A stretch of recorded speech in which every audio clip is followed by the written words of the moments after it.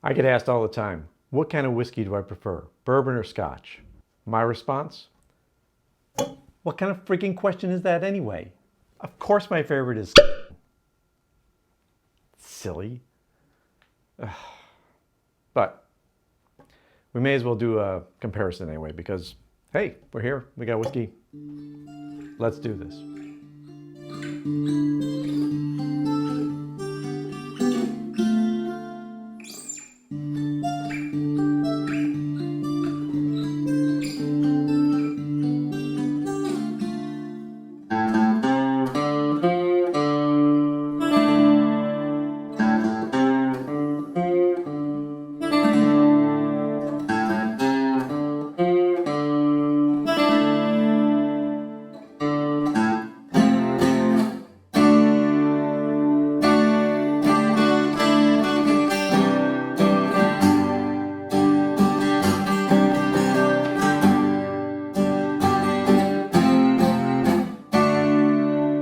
Welcome to Whisky Riffs. I'm Kevin, and we're going to do a comparison of bourbon versus scotch. I would like to say that I have a definite favorite, but I'm going to hold off on my final decision to the end of the video, so stick around for that. I do have opinions. I always have opinions. What good is life without opinions, right? So representing the scotch is a Glenfarclas. It's a 12-year-old single malt scotch whiskey, and it is very affordable. So is Maker's Mark, which is representing the bourbon. Now this is a special Maker's Mark. It's a little higher ABV. It's a little higher ABV. It's 55% alcohol by volume, or 110 proof, versus the Scotch I have here, which is only 43%. So they're a little bit unbalanced that way, but I do have some other things behind me that will balance that out. But I wanted to go with these two because of reasons. I have reasons. So let me go ahead and pour these and give you some information about them. Of course, the Maker's Mark comes with this lovely wax seal, which really looks iconic, and it is iconic for them. This is one of their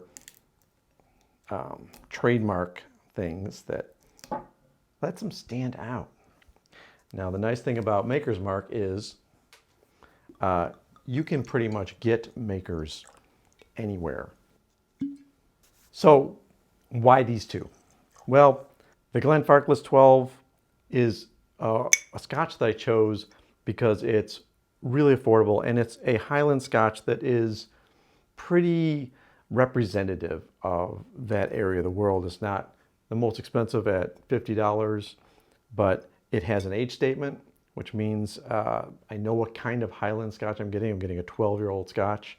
The Makers, it's actually a Total Wine special edition, but it's one of their stave editions of Maker's Mark, which means they have a profile for it with 3 baked American pure staves, 1 French cuvee stave, 3 roasted French mocha staves, and 3 toasted French spice staves. Staves, if you don't know, are the parts of the barrel, the actual sides that create a barrel, and you've got the cooper's rings on the side to keep them together, and it's what makes a cask a cask. And if you put different staves in, you get different flavors because every type of wood has its own personality profile. It's a natural element, so it comes with whatever over the years has grown with and around the wood. Glenfarclas is more traditional. Now it has a sherry finish, which means that you're going to get more sweetness in there than you would from a non-sherry finished Highland Scotch, but there's a lot of sherry finishes in Highland Scotch. So I think it's a good representation, and it's also one of my favorites. When I started drinking whiskey, back when I was a whiskey noob and knew very little about it, my go-to was Maker's Mark, which was another reason I chose this one. Not that it's just always available, but it was the one that I was always ordering in a bar. I'd see the wax top, I'd see that Maker's was available. It usually wasn't too expensive a pour, and I could sit there all night, sip my bourbon, and be very happy. I did that all the time. So I was at a bar and I was going to make my typical order of Maker's Neat, and one of my UK friends stopped me and said, Kevin, for God's sake, try a Scotch. You can't live on one bourbon alone. I said, all right, what kind of Scotch should I get? I knew nothing about Scotch. I knew there was Scotch, but I didn't know anything about it. He said, I don't know, try something with Glen in it. At least make an effort. I said, all right. So I ordered a Scotch and I really liked it.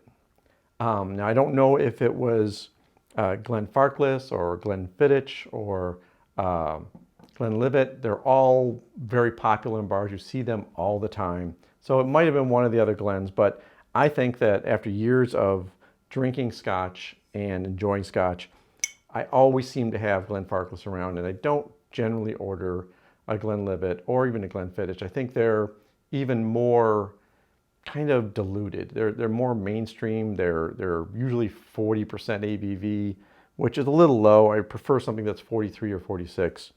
So that's why Glenfarclas is in this shootout. Anyway, thank you, Scotty, for directing me away from my boring one order of whiskey and opening up the world of Scotch for me. All right, let's dig in. See what we got here. Now, a bourbon generally isn't aged that much. I would say that the most common age is 3 years. It's a guess, but I think a lot of bourbon goes out 2 to 3 years in age. And it's usually in new oak barrels, which means you get a lot of wood influence right off the bat, where most Scotch, not all Scotch, most Scotch is using oak that has been, or barrels that have been used before, a lot of them in making bourbon. So they're not going to get the heavy wood influence that that a bourbon will get in its first couple of years of maturation. And to that point, I'm getting more wood spice on the nose. I'm getting a little bit of vanilla. And the bourbon is giving me, right now, kind of roasted flavors on the nose. Whereas the Glenfarclas, it's more vegetal. I'm getting more citrus, a lot more citrus. Maybe the greener fruits like apples and pears. Where the bourbon is giving me more of the berries and the darker fruits. Definitely spicy on the first taste. Can tell there's that oak influence to it. Getting a little candied flavor there. Cherries, but more of a candied cherry. And I think that the standard Maker's 46 is a sweeter and a more approachable bourbon than the more cask strength ones that I'm trying right now. So the Glenfarclas right away, it's not as much burn. There's less wood influence, but there's a lot of spice on the finish. You get the sweetness from the sherry, and I'm almost getting like candied fruits on the Glenfarclas, which I don't know if I normally get, but when you're comparing two whiskeys side by side, there's definitely a little bit of an influence there from the other one. I love the sherry finish on Glenfarclas. It gives you that lingering sweetness, but there's also a little sour note to it that I'm noticing. Now when I go back to the Maker's, the Maker's is a lot spicier, but again, this is a higher proof and it's also a higher price. This one, because it's a special stave edition, was $75 when I bought it from Total Wine. This one was around the $45 mark. So I have another bourbon. Let me break that up. I actually have another bourbon and another Scotch. I'm going to just break them both up. Here we have Buffalo Trace and a Glenfarclas 105. Now, Glenfarclas 105 is a higher proof. So now we're talking about 60% ABV, which is closer to the 55 here. So 110 proof versus 120 proof. And the Buffalo Trace, that's down at, I think, a reasonable 43, 45. Actually 90 proof. So Buffalo Trace is a 45%. Buffalo Trace is really affordable. So whereas we're talking about the $50 to $70 mark here on the Scotch side and the $75 on the Maker's Mark, if you get a Maker's Mark that's the 46, I think you can get that for as low as, I don't know, $30, $25 even sometimes. So very different price ranges. Let's go ahead and pour some of the other ones, do a bit of a comparison. Now I like Buffalo Trace because it is very affordable. It's a nice, easy to drink whiskey. And I keep it around because it's one of those, I don't want to spend a lot of money drinking whiskey casually at night. So let me get the inexpensive bourbons and scotches, which is why I have the Glenfarclas too. It's a really nice sherried scotch, but because it's more affordable, I don't have any guilt pouring a little bit more of a dram for that one. Now the Glenfarclas 105, I don't remember the price on this one. I'm sure it's a little more expensive, and it's probably too much of a pour of all these. I have no idea who's coming to the party. Apparently it's going to be me coming to the party, and I'm going to leave drunk. So let's go ahead, and first I want to try the 105, which is a higher proof, against the Maker's Mark. See if we can erase the difference in proof. Very intense sherry on the 105. Really very smooth though for being a higher proof whiskey. You know, it's basically the Glenfarclas 12 with a higher proof, but it tastes very much like the 12, just amped up, like everything's amped up, and it tastes younger. Yeah, the Maker's Mark, the higher proof on the Maker's Mark is definitely influencing it more. It's got a lot more bite to it, a lot more kick. There's a sweetness there that is a little more cloying to me than the Scotch. And let's see, the Buffalo Trace, much thinner nose on the Buffalo Trace. It just smells like caramel and sweetness. You can tell that the oak influence is there, but it's a much easier drink. So I would say if I'm taking the lower proof ones together, the Glenfarclas 12, I feel like there is more depth of flavor, like the woods and the dried fruits and the berries. And the citrus on the nose is really strong for me right now. Where mostly what I get on the nose for the lower proof Buffalo Trace is the sweetness, the caramel, maybe a little bit of vanilla. Let's go ahead and water down some of these higher proof whiskeys and see what happens. And when you take whiskeys that are higher proof and you add water to them, it doesn't always automatically make them the same as a lower proof variant of them. That's not how the proofing process works. Because it matters when and how you add water to the distillation process. Now that softened the Maker's Mark up a lot. To me, that tastes more like the cherry, oaky, kind of simpler flavor of a Maker's 46. The thing that I started drinking in bars because it didn't confuse or complicate my life. It was just a nice, easy drink. I compare that to the Buffalo Trace, which is at a lower percentage already. I kind of like the Buffalo Trace better, but it could be because I've been drinking it a lot as my go-to inexpensive whiskey, and I really just enjoy the flavors of it. You get used to certain flavors. I think that's why I enjoyed Makers for so many years, because I got used to it. It was an old friend. It was a pal. Okay, let's compare these two now that I've watered down the 105 a little bit. Yeah, the 105 watered down isn't as interesting. If you want a higher proof, you can grab the 105, but if you want just a good price Highland Scotch that has a lot of the flavor profiles that you would expect from a Highland Scotch, including the sherry finish, then you go for the Glenfarclas 12. At 50 bucks, it's really hard to go wrong. If you just want to have a bourbon around for sipping, either the Maker's 46 or the Buffalo Trace are not going to set you back any money at all. I can always get out there. Sometimes I get Buffalo Trace for like 22 bucks. And it's a really good bourbon. There's nothing wrong with it at all. But there's nothing challenging either. Which leads me to my conclusion.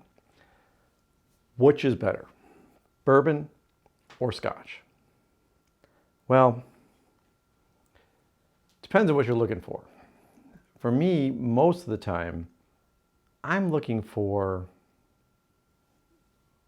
something interesting, something a little deeper, something that has places to explore, some edges and notes that are different from what I was initially getting.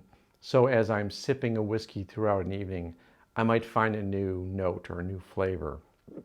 For me, that's interesting. That's kind of the fun of whiskey for me. If I'm just in the mood for an easygoing evening, I grab a bourbon. Bourbon is generally not that complicated, which is why it drives me crazy that people will spend thousands of dollars on the rare bourbons. They're not that much better, people. You're spending a lot of money for the rarity of it, not for the flavor. The rule of diminishing returns is strong here. There's no reason to pay a ton of money for the more rare, expensive bourbons. Once you start getting over $100, $150 for a bourbon, you start to have to wonder, why am I spending this much for a bourbon? Because most of them do not have age statements on them. They haven't spent more time in a barrel. They're not that much better. But that doesn't make bourbon bad. That just means bourbon has a flavor profile that a lot of people like and that I like. I enjoy having a bourbon night. I have a whole section of my whiskey cabinet dedicated to bourbons because I like bourbon. But if I'm going to say what is going to give you more of an experience of whiskey, you're going to have to try Scotch. You're going to have to look at all the different types of Scotch, the sherry finishes, the inexpensive ones like a Glenfarclas 12, or the more expensive ones like a Macallan, or the peatier ones like an Ardbeg or Lagavulin. The Scotch has so much variety in it, so many flavors. It drives me crazy when people say, I don't like Scotch. It's like, which Scotch? There's so many Scotches. That's like saying, I don't like vegetables or I don't like meat. That's too broad of a term. Bourbon is more of a narrow focus. You've got these kind of flavors and it varies. Definitely, you can tell the difference in the bourbons. But when you start to talk about Scotch, even Highland Scotches are pretty varied. Now, you narrow Scotch just to Highland, yes, you get more like the bourbon range, but you still have a lot of variance even in that, where I think bourbon is more subtle. And at the end of the day, if I have to go and say, pick a whiskey to go with, I'm going to pick Scotch. It's just my go-to whiskey. It's where I want to be. And I blame all my UK friends for diverting me from my naivete and saying that I just don't want to be upset with what I drink. I don't want to have any complexity. I don't want to have any drama in my glass. I do like that. I do enjoy that. And of course, if you've watched any of my other videos, you know that I'm an Islay fan, which is a lot of drama in a dram of whiskey. It's immense drama. So that's my opinion. I hope that helps you in picking out what you want to do. If you only drink one type of whiskey, though, my recommendation is to try other types of whiskey. there's a massive world out there of different countries and different types of distillation, different experiences and experimentation with the grains, with the various casks, with the aging styles, with where in the world they're aged. There's so much variety there. It's just, I mean, it's a great thing. I'm just thrilled with it. So let's see. Which whiskey shall I toast to? Since I cracked open the makers just for this video, let's go ahead and finish with that. I hope you enjoyed this video. If you did, give me a like, subscribe, and bang that bell if you want to see more of my videos. So to you, and to the fact that we have so much variety to choose from, and that we get to pick the flavors we like in whiskey, I say cheers.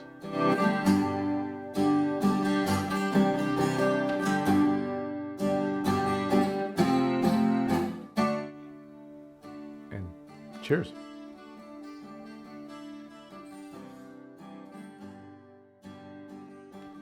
I'm out of hands.